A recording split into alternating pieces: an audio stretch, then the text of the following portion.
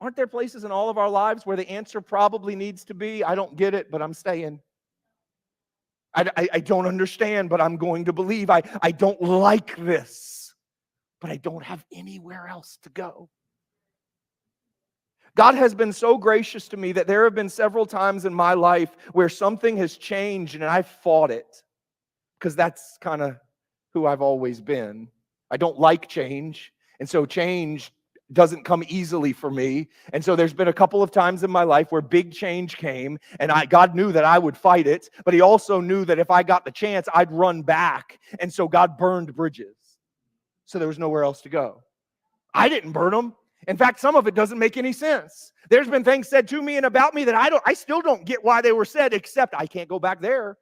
There's nothing back there for me any longer. There's this point where God will do the work in us and for us if he knows we're not going to do the work in him and for ourselves. And so what if some of the burned bridges in our lives that we're still lamenting are God trying to keep us from going back to places that have no fruitfulness for us? Going back to places that won't answer our questions, but they will erode our faith. They'll even remove our trust. What if that's what it means to do his words? What if it just means to trust him? What if it means to stand still sometimes? What if it means just to hold on when you don't know what else to do? What if doing Jesus' words is staying the course? What if it's not shrinking back? What if it's being convinced of him when we're confused about everything else, even confused about what he's doing in our lives? Because here's the thing, as we read in Jesus' parable, it doesn't say that doing his words keeps us from the storm. It says that it keeps us in the storm, right? There's still winds, there's still rain, there's still floods, but there is security. There is, as Tom said, shalom.